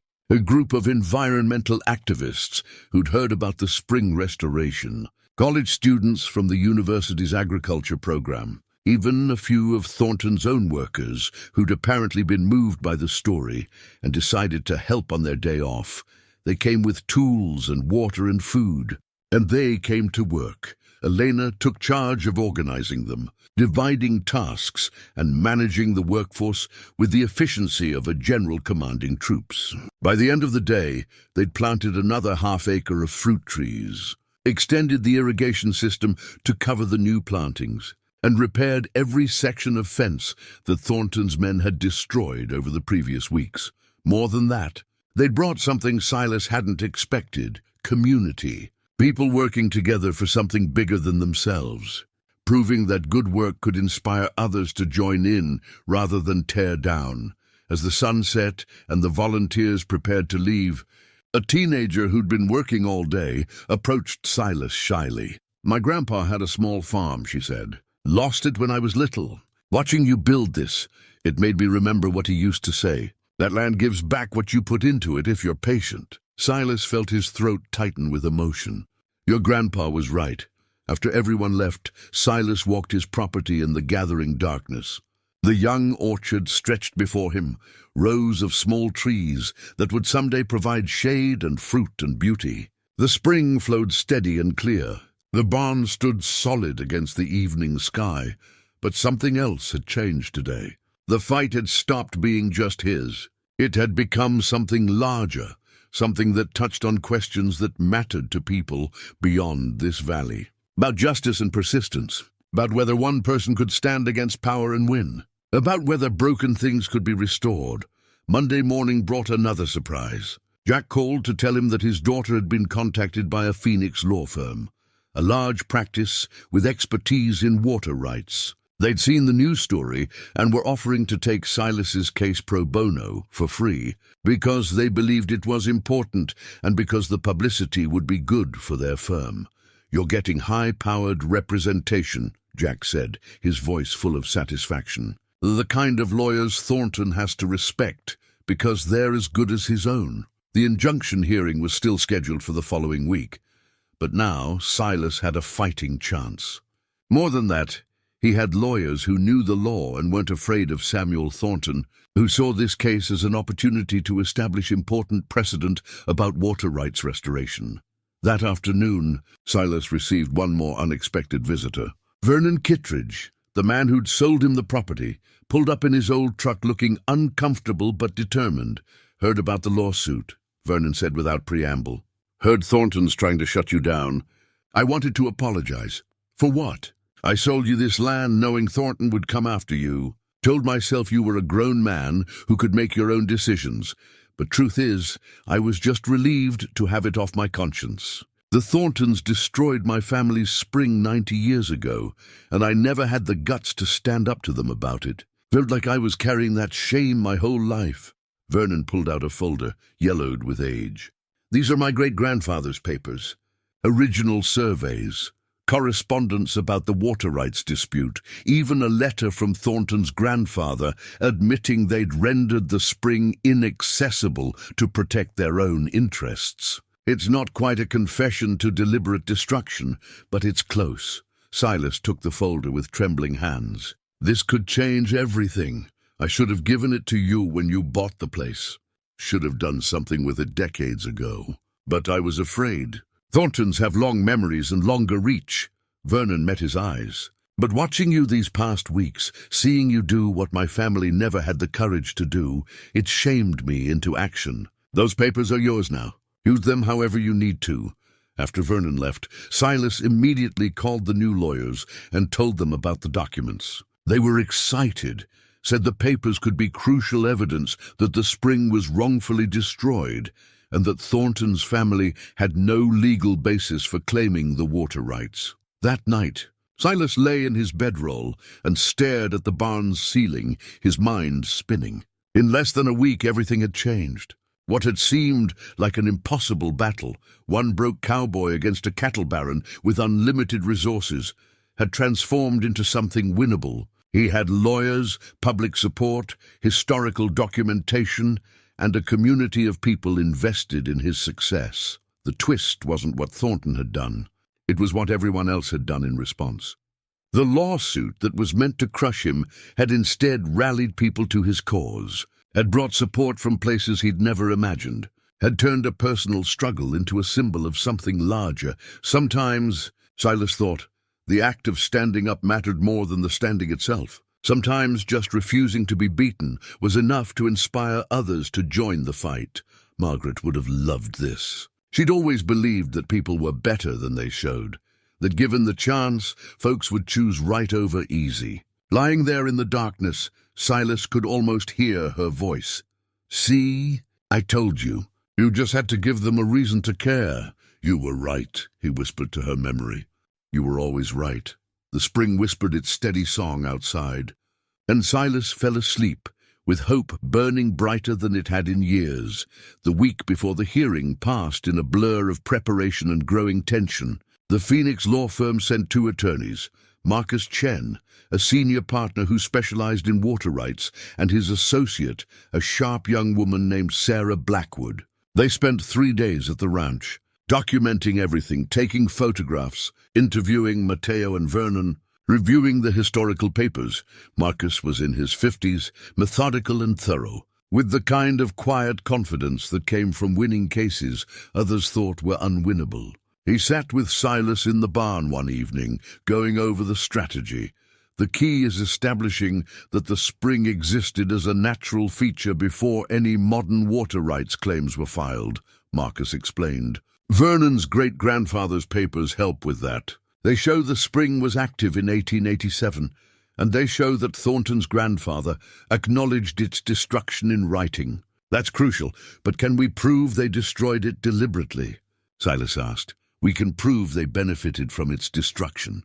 After the spring collapsed, the aquifer's flow was redirected to areas where the Thorntons had already staked claims. That's circumstantial, but combined with the historical correspondence, Marcus smiled slightly, it paints a picture that a judge will understand, especially when we add the testimony about recent intimidation tactics. Sarah looked up from her laptop. The news coverage helps too. It's harder for Thornton to claim he's just protecting his legitimate interests when the public perception is that he's bullying someone who's doing beneficial restoration work. What are our chances? Silas asked directly. Marcus was quiet for a moment, considering. In a purely legal sense, we have a strong case. The challenge is that Judge Morrison has known Samuel Thornton for 30 years. They're not friends exactly, but they move in the same circles. Morrison's going to be inclined to see Thornton's side unless we give him a compelling reason not to. So we need to be perfect. We need to be better than perfect. We need to show that you're not just fighting for yourself, but that this case matters for the entire valley, for anyone who's ever been bullied by someone with more power and resources. The night before the hearing, Elena and Carlos came out to the ranch with dinner, a huge pot of pozole and fresh tortillas. Ruth arrived with dessert, and Jack and Pete showed up with their wives. Even Mateo made the trip, moving slowly but with determination. They ate together in the barn, sitting on hay bales and overturned crates, the lantern light casting warm shadows on the old wood. The conversation was light at first, deliberately avoiding the topic of tomorrow's hearing, but eventually the mood turned more serious. "I want to thank all of you," Silas said, his voice rough with emotion. "When I came here, I was alone, had nothing but a worn-out saddle and some foolish hope. You've all given me so much more than help. You've given me a reason to keep going. You gave us something too," Ruth said. "You reminded us that standing up matters, that one person doing the right thing can inspire others to do the same." Mateo nodded slowly. "My grandfather used to say that land has a memory. It remembers who loved it and who hurt it. This land remembers your work, Silas, remembers your care. Whatever happens tomorrow, that doesn't change." After everyone left, Silas walked his property one more time. The young orchard was growing well. Several of the trees already showed new growth, branches reaching toward the desert sky. The spring flowed steady and strong, its volume now up to nearly 10 gallons per minute as he'd continued clearing the passage. The irrigation channels branched across the land like arteries, carrying life to earth that had been barren for decades. If the judge granted Thornton's injunction tomorrow, all of this would have to stop. The trees would die without water. The spring would have to be sealed again. Everything he'd built would wither back to dust. Silas couldn't let himself think about that possibility. Not tonight. Tonight was for remembering why he'd started this, for holding on to the faith that had brought him this far. He thought about Margaret, about the promise he'd made to her. He'd found something worth holding on to, found it and fought for it and built it with his own hands and the help of good people.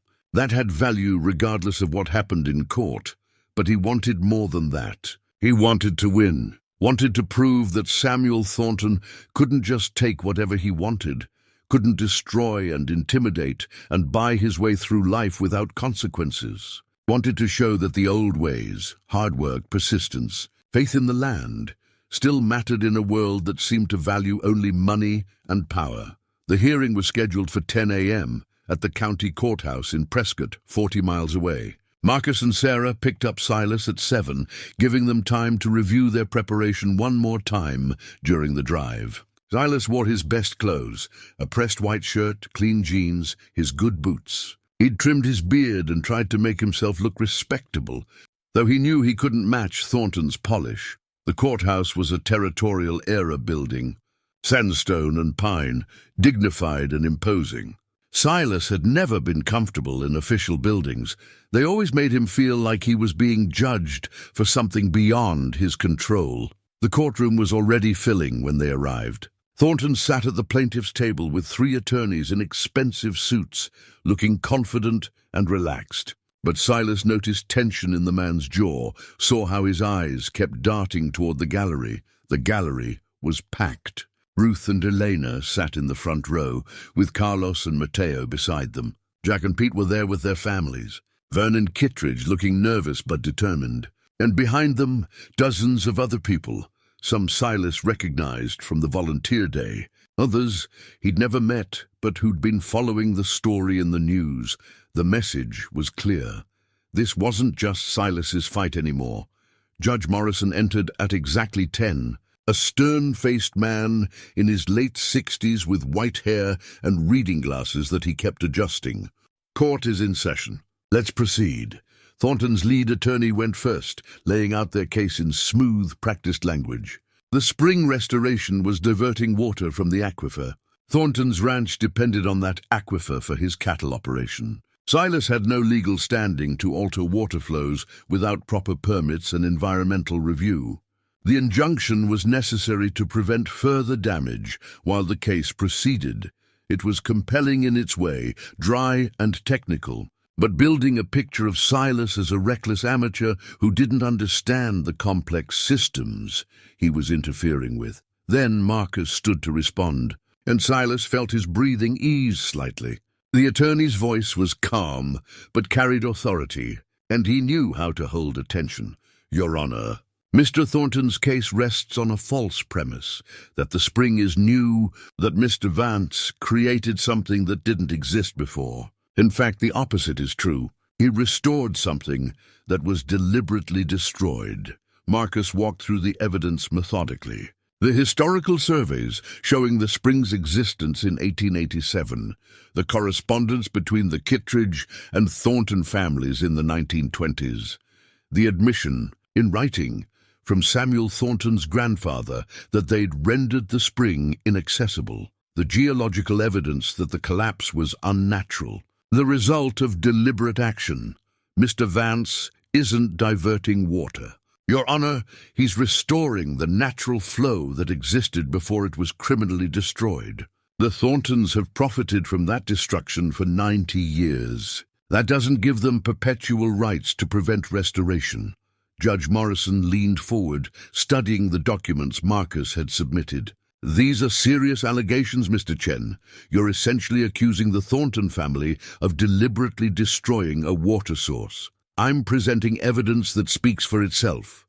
Your Honor, whether it was deliberate or not, the result was that the spring was made inaccessible and the Thorntons benefited. The legal question is whether that benefit creates a permanent right to prevent restoration.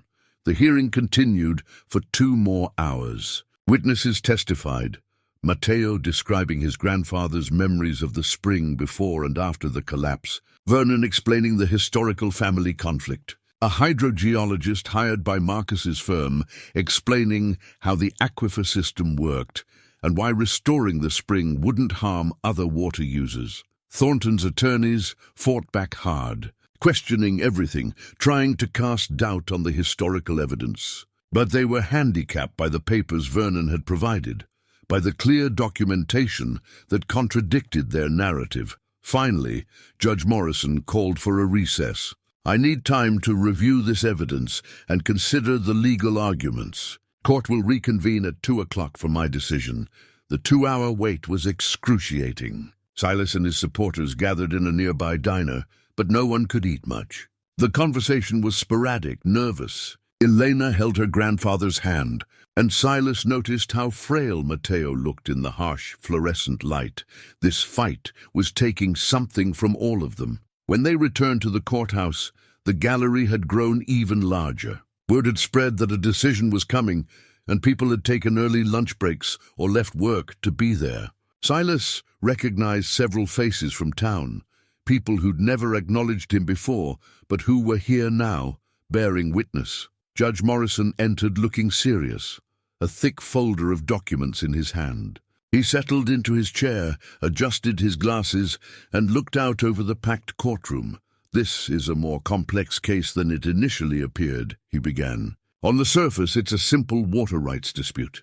But the historical evidence presented complicates that considerably." Silas's heart pounded so hard he could hear it in his ears. "The evidence shows that the spring in question existed as a natural feature for at least a century before it was rendered inaccessible. The evidence also suggests, though doesn't definitively prove, that this was done deliberately to benefit adjacent property owners. Whether that action was legal under the laws of the time is unclear.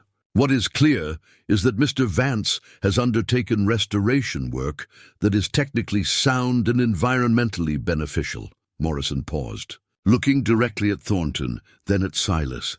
"However, the plaintiff raises legitimate concerns about proper permitting and environmental review. These are not trivial matters, and they should have been addressed before major excavation work began." Silas felt his hope sinking. This was going Thornton's way. "That said," Morrison continued, and something in his tone made Silas look up, "I find that the historical injustice documented in these records, the destruction of a productive spring that supported agriculture and wildlife, creates a compelling public interest in seeing it restored. Further, the evidence of ongoing intimidation and harassment of Mr. Vance by parties connected to the plaintiff undermines any claim that this lawsuit is motivated purely by legitimate water rights concerns." The judge turned. "To face both parties directly, I am denying the motion for preliminary injunction. Mr. Vance may continue his restoration work, subject to the following conditions. He must apply for and receive proper environmental permits within 60 days. He must allow quarterly inspections by a certified hydrogeologist to ensure his work isn't negatively impacting the aquifer. And he must provide monthly flow reports to the court and to Mr. Thornton." Relief flooded through Silas so powerfully that his knees went weak. Marcus grabbed his arm to steady him, grinning widely.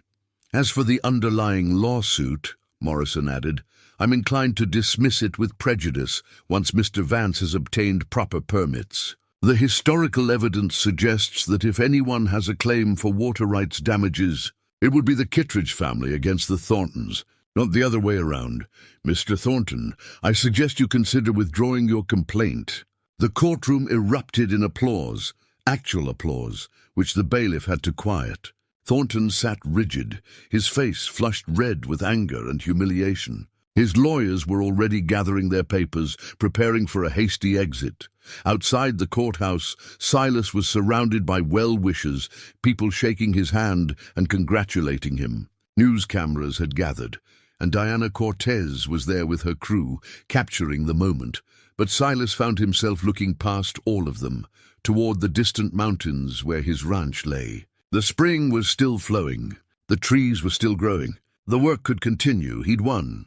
Against all odds, against power and money and intimidation, he'd won. Not just for himself, but for everyone who'd ever been told they couldn't stand up, couldn't fight back, couldn't make a difference.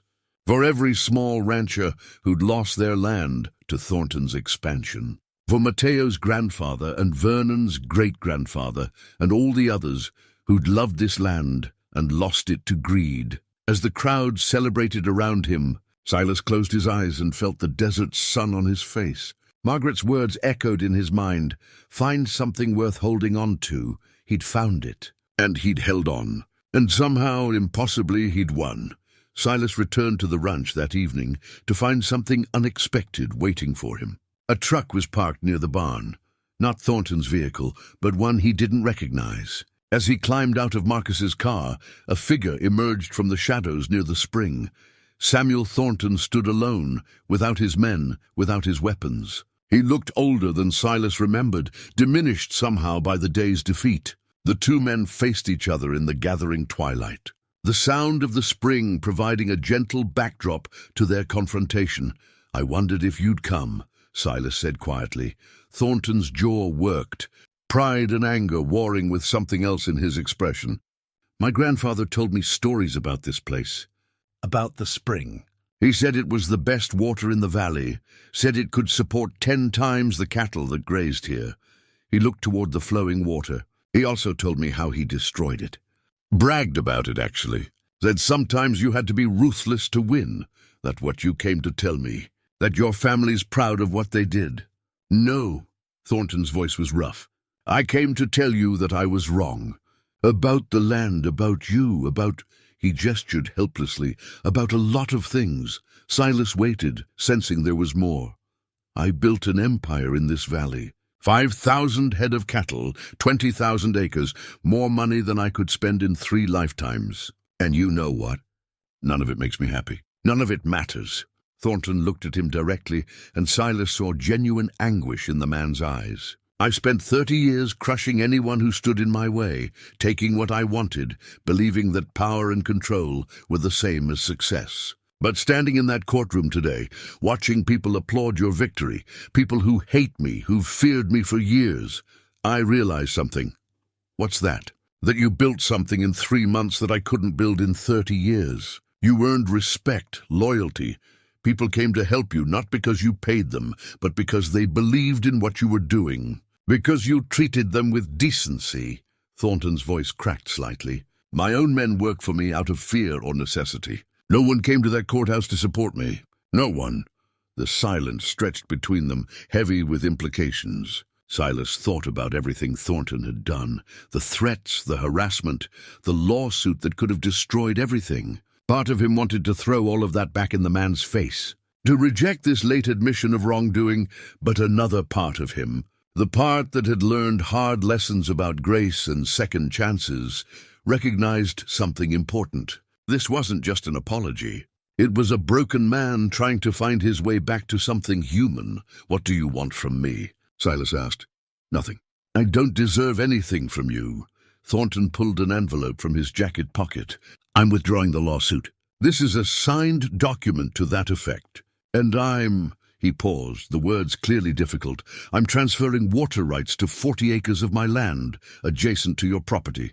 Good grazing land, with access to the creek that feeds from this spring. Consider it repayment for what my grandfather stole from your predecessor." Silas took the envelope, stunned. "Why?" "Because I'm 72 years old, and I don't want to die being the villain in everyone's story. Because my daughter moved to Oregon 10 years ago and won't speak to me because she's ashamed of how I run my business. Because I'm tired, Mr. Vance. Tired of fighting, tired of being hated, tired of waking up in that big empty house with nothing but money to keep me company." Thornton turned to leave, then stopped. "You're building something real here. Something that'll outlast you, that'll matter to people long after you're gone. That's more than I can say for anything I've done. I hope," His voice faltered.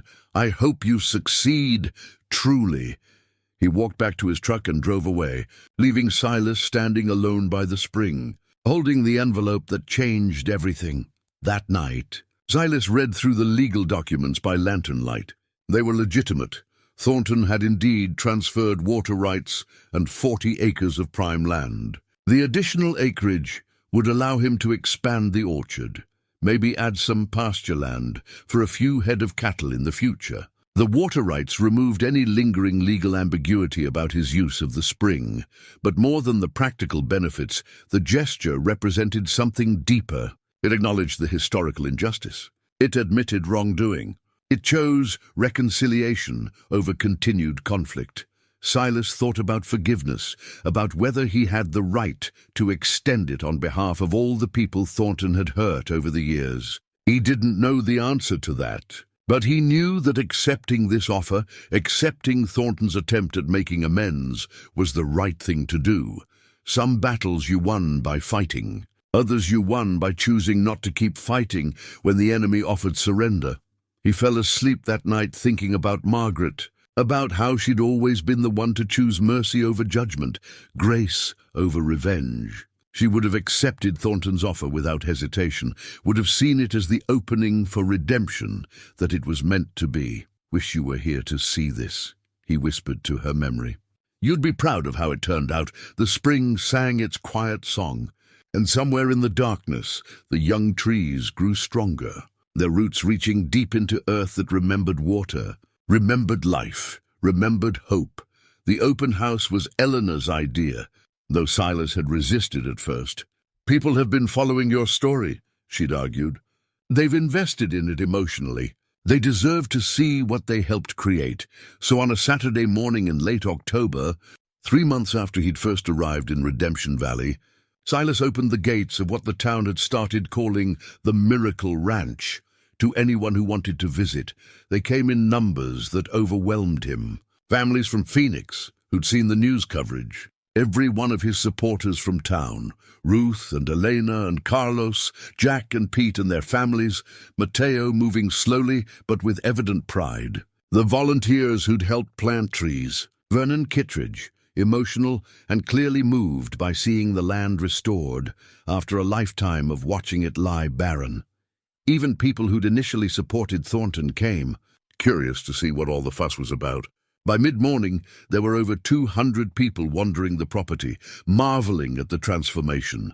The spring was the centerpiece, of course. Silas had built a small viewing platform where people could see the clear water emerging from the rock face, could hear its steady song, could understand what had been hidden for 90 years. A sign explained the history, simple, factual language that told the story without embellishment, but it was the orchard that truly stunned people. 2 acres of young fruit trees, carefully planted and thriving, their leaves green and healthy despite the desert location.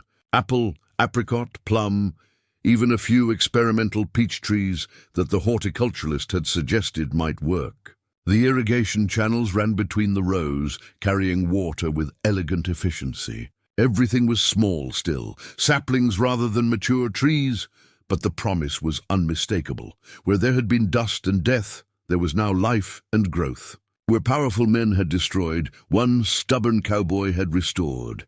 Diana Cortez was there with her camera crew, doing a follow-up story. She interviewed Silas in the orchard, the young trees visible behind him.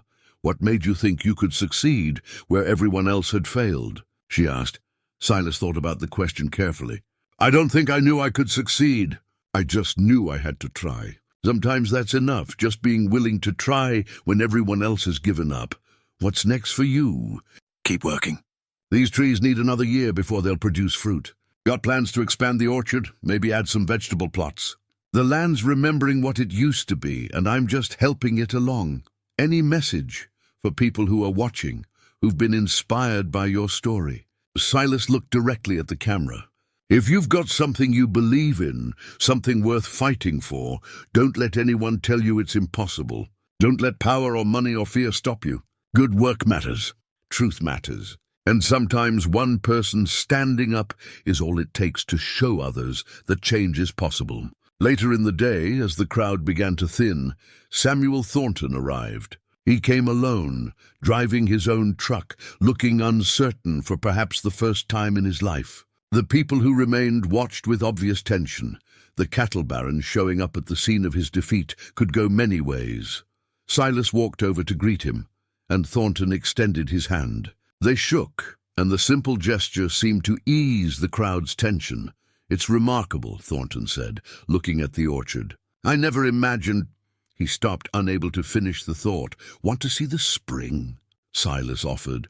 They walked together to the viewing platform, two old men who'd been enemies and were now something else, not quite friends, but perhaps moving toward mutual respect. Thornton looked at the flowing water for a long time, his expression unreadable. "My grandfather was wrong," he finally said, loud enough that others nearby could hear.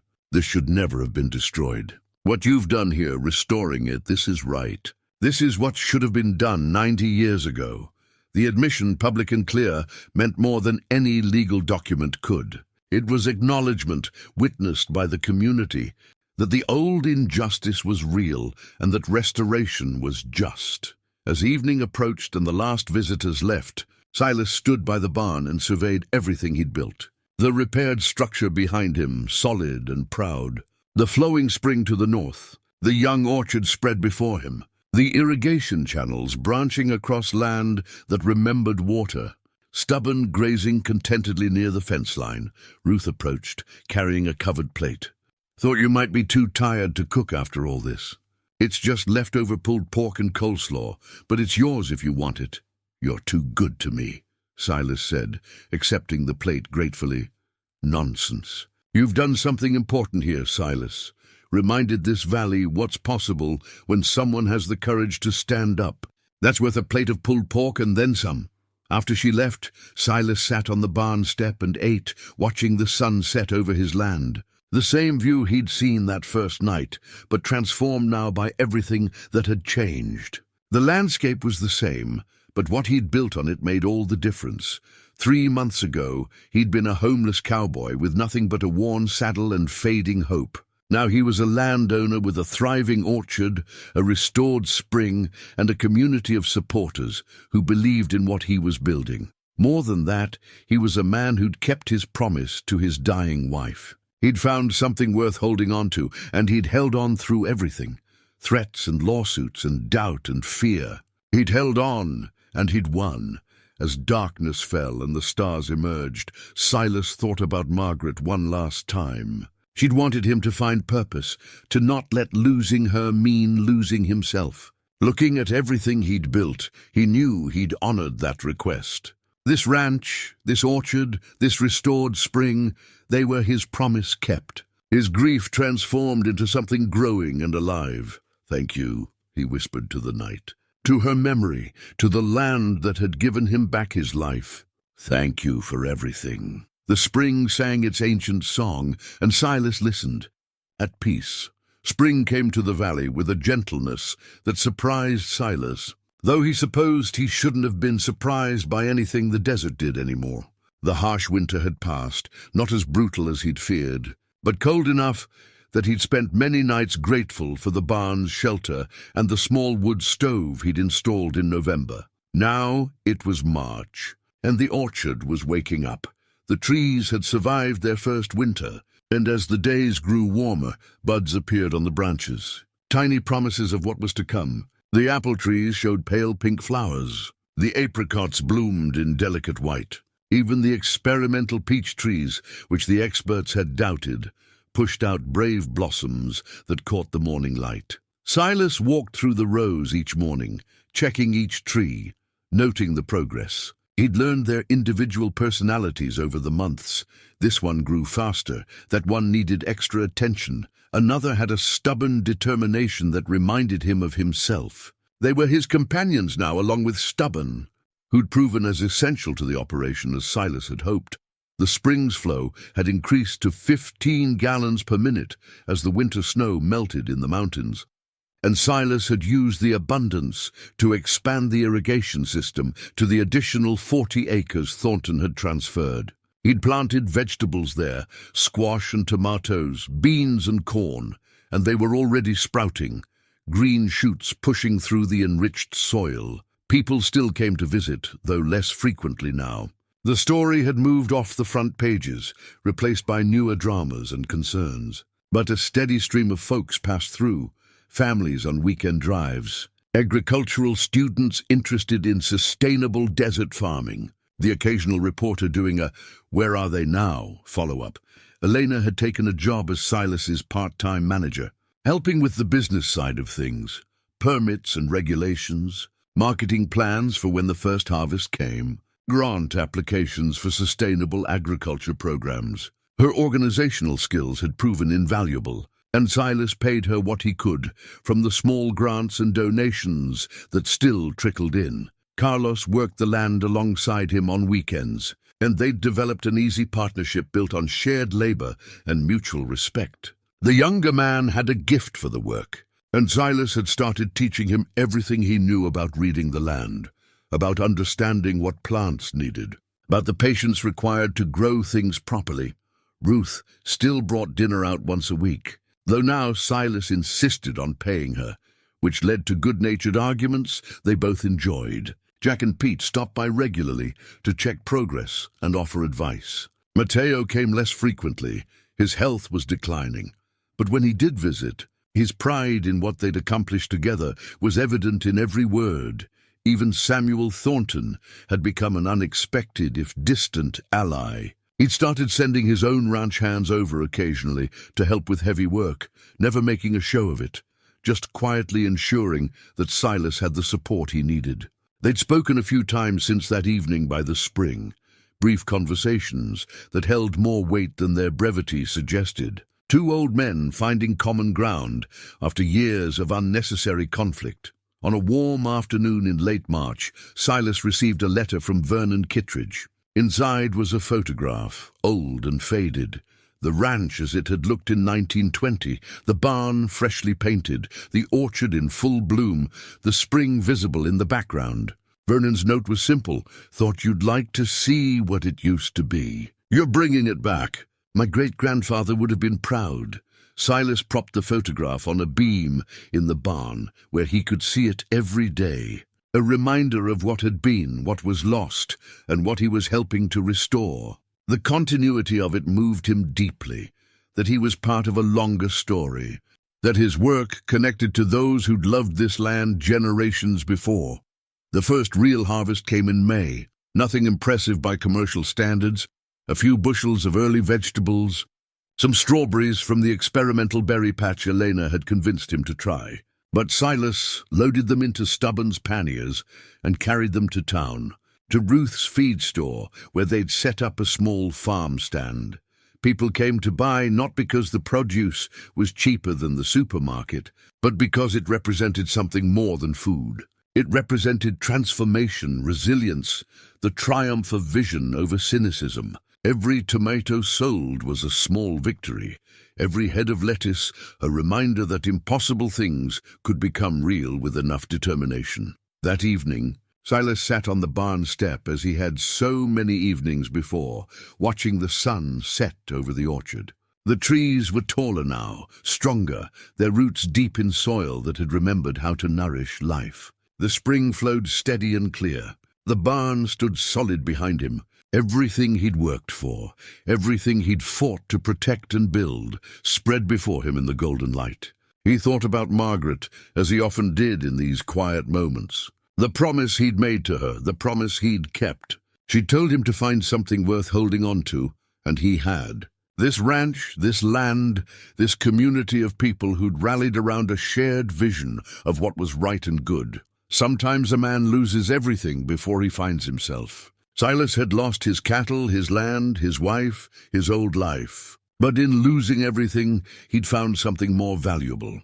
Purpose, community, the satisfaction of building rather than just surviving. He'd found that second chances existed for those willing to work for them, that redemption was real if you were stubborn enough to pursue it. The desert evening was cooling now, the stars beginning to emerge. Stubborn wandered over and nuzzled his shoulder, a gesture of simple companionship that never failed to comfort. Silas scratched behind the mule's ears and looked out at everything they'd built together. "We did it, old friend," he said quietly.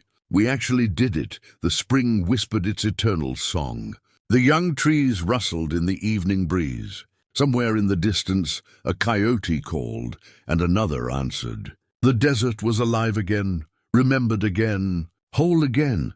And Silas Vance, the homeless cowboy who'd arrived with nothing but a worn saddle and stubborn hope, sat on his barn step and watched the stars emerge over land that had given him everything that mattered.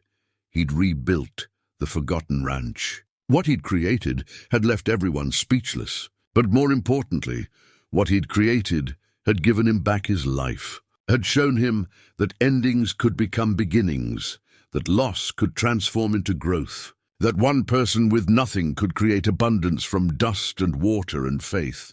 The promise was kept. The land was restored. The story wasn't over. Orchards took years to mature, and there was still so much work to do, but the foundation was solid. The future, for the first time in years, looked bright. As darkness settled over Redemption Valley, Silas closed his eyes and smiled. Margaret would have loved this. She would have loved seeing him this way, at peace, purposeful, home. "I found it," he whispered to her memory, to the stars, to the land that had become his salvation. "I found something worth holding on to, and I'm never letting go."